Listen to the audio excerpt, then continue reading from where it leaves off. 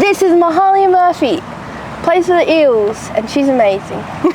And that's the intro. Because I'm not. What about when you were like, run faster, you're in a run faster, we need that confidence. So good. Oh my god. So good. Okay. Well, we're gonna eat while we're interviewing, by the way. Chatting. So it's a very chill interview. I'm here with Mahalia Murphy, who plays for the Eels, an amazing, outstanding player, which is so exciting. We actually did a challenge before this, which you probably would have seen already, so I hope you enjoyed that. But I guess to begin with, what's your life been like outside of footy? It's been quite busy. I think doing a lot of community work with my local community. I work full-time as an Aboriginal consultant with Aboriginal families in child protection, so that's a pretty full-on gig. And then in the evenings I've been either holding like clinics for the community to attend for kids and adults to come down, have some fun. Oh my god, I just spat some food. Still spitting food out of my mouth. I'm still spitting food out of my mouth. Do the challenge.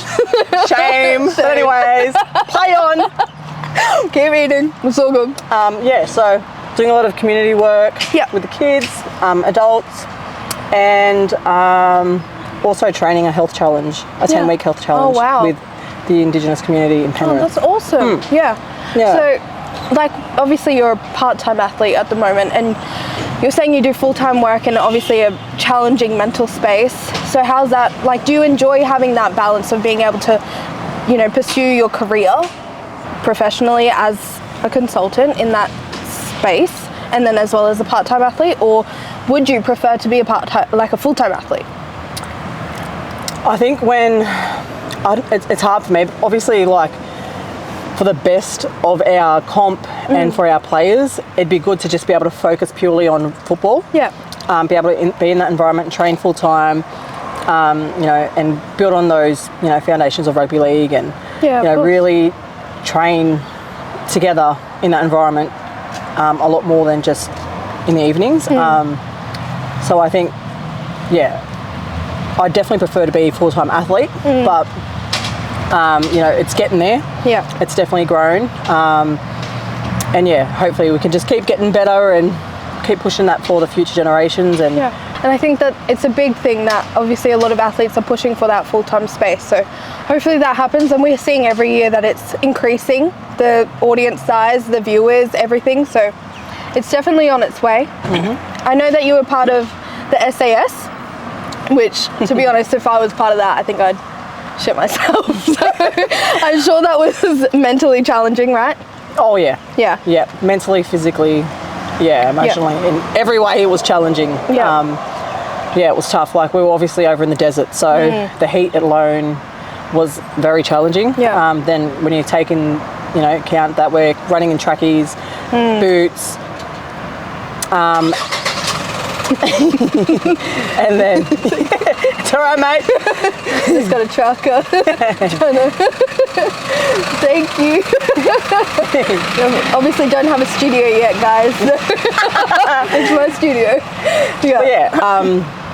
So then when you take into account that we're running in track pants, we're running in boots, we're carrying a 12-15 kilo bag, and we're just being yelled at constantly, like for kilometres and kilometres and kilometres on sand dunes.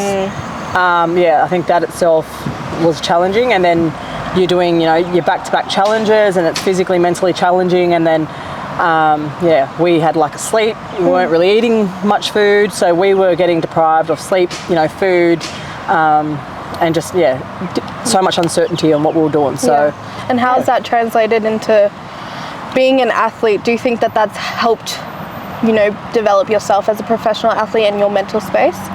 Yeah, definitely. I feel like, I think with the one thing I can remember from doing the course was when Ant said, you know, if you've got a popped out shoulder but your feet can still move, you still move. And I was like, true.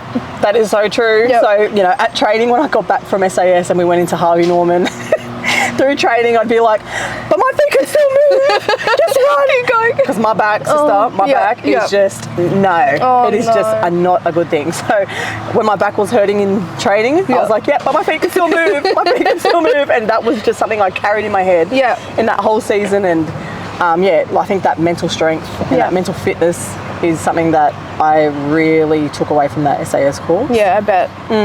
Yeah. On the opposite side, you know, we're talking strength and mental health, but what's kind of helped you through your games? Has there been a funny moment that you can remember? I think it's just, there hasn't been a particular moment, but I think like just the vibe that our girls have off the field. Yeah. Like we have that sense of humour, we can have a joke, we've got the management that love a laugh as well. So I think having that, you know, that culture in the team where it's like, you know when to switch on, you know when to switch off. You know when you can laugh, you know when you've got to switch on and be 100%. Serious. So I think having that amongst our squad and our management makes it so much more an joyful experience. And that's so valuable. I know your squad, you've got a lot of younger girls as well, so being able to be playful and make them feel comfortable as they develop through their professional career as well, but also being ready to switch on, I bet, is important as well. Yes, definitely, and that's something that I feel like we still work on, is like knowing when to switch on, switch off. But yeah, I think we've got a good balance between young girls, experienced girls, and just trying to find that balance. That's awesome. I actually watched an interview of yours the other day, and you were talking with Lad Bible, I think, and you were touching on your family and how your upbringing, you know, and you don't have to touch on it right now if you don't want to, but I know that there has been things in your upbringing that has kind of shaped who you are as a person now. So, you know, what do you have to say to that, and people who do go through traumatic things and trying to, you know, build themselves as an athlete, as a person? How's that helped you? Yeah, I think I'm the youngest of my family, so I think from what I remember growing up, like seeing my older siblings deal with certain things and seeing how it impacted my parents, I was, you know, watching that, and I don't know how I was so observant at such a young age, but I was really, you know, aware of what my sister and my brother and my sisters were doing and what impact that was making on my family. Of course. And I just remember thinking, I don't want my mum to feel like that. I don't want my dad to feel like that. And I wanted to make them proud. So just being an active kid always, I wanted to do sport and wanted to do well, and anything I wanted to do, my mum always supported me in. And so I think for me, like, it was just always, you know, remembering that, one, you're always in control of your destiny. You're in control of your mindset, you're in control of your feelings, you're in control of what you want to do in life, where your emotions sit. So I think realising that through the struggles was something that got me where I am today. Yeah. Because you can go either way. When you're in a very challenging situation, you can either, you know, get really down and kind of just, you know, I guess withdraw from opportunities in life. So whereas for me, I was like, no, like, I'm just going to overcome this and I'm going to keep doing it, and I'm going to go again and again and again because I want to make my family proud. That's awesome. So yeah, I think it's just more of, you know, that mindset and that control that you have. With your first achievement, I guess, how was your mum's reaction to probably some of the biggest things that you've done in your career so far? Like, how has she been? Oh, she's the biggest fan of me ever. Like, the biggest supporter, proudest supporter. Like, I will share something on Facebook and she will share it 10 times, 10 times, like over and over and over. And then, you know, your memories come up and she will reshare it 20 times. It's like one of those proud mum moments. And I remember, you know, when she used to take me to my local football games and you could hear her big mouth on the sideline just yelling at me. And everyone knew that was my mother. So, yeah, she's such a proud mum, and so she should be. But she's done a lot for me to get to where I am today, and she's been my rock.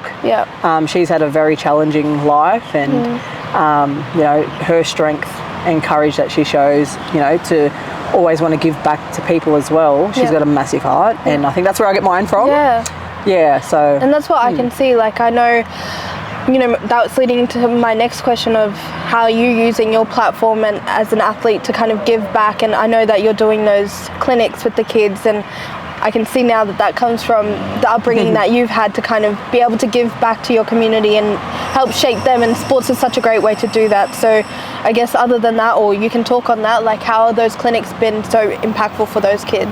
Yeah, I always refer it back to me being that kid of, you know, looking up to someone, or, you know, having someone come to your school and talk about, you know, their success and how much of an impact that can make on a kid, and adults as well. So, you know, like, I'll try and give back to my community, get involved with them, you know, not just here as a Parramatta player, but I want to, get to know you on, my personal level. Yep. So I want you to understand who I am as a person away from football, and share my journey as well with them, and let them understand that it wasn't just handed to me. Like I had to work for it, and had to build resilience and routine and stuff like that. Like really help them understand what it takes to be an athlete, and that we struggle as well. Yeah. So just make it really stick, and give them hope and something to really aspire to be. And it's incredible work that you're doing. I know you mentioned before that pre-season is around the corner, and we're seeing so many young girls join the competition, and I think that that's really exciting as well. I guess looking forward, how are you feeling about the season upcoming, and are you a little bit nervous with the new talent that's coming through? I'm really excited because we've had such a long off season, and I've been busting guts to get my hands on a ball with a team. So, I'm normally really nervous about pre-season, but I'm quite excited because it's been a while since we've been in a team environment. And I think it's really exciting because we do have a lot of young girls this year, and you're not always going to be the young duck in the squad, so we've got to share that knowledge and that experience with these young girls coming through, and at the end of the day we're one team, so it's about helping each other grow, pushing them pushing us, being competitive and being the best athletes we can be and being the best people we can be, and really excited. Really excited. I heard somewhere that it was like you're never the smartest person in the room, and to have that mentality of, I guess, with your young team, give them that opportunity to have that knowledge and experience that you've had for your whole career, and bringing them into this industry, it's going to be so impactful for them, and for you to just inspire them. And I know you're inspiring so many people out, like I always see it on Instagram, how people are in love with the work that you do and who you are as a person, and it's so good for me that I can see that just sitting with you now. But thank you so much for chatting with me and sharing about your life and doing the challenge. I'm so excited to share that. You're a great player, and I think that we've got a lot to see from you this season, so I'm very excited. Oh, thank you. Thanks for having me. Thank you. It's a pleasure to be here. Yeah. Thanks. Cool.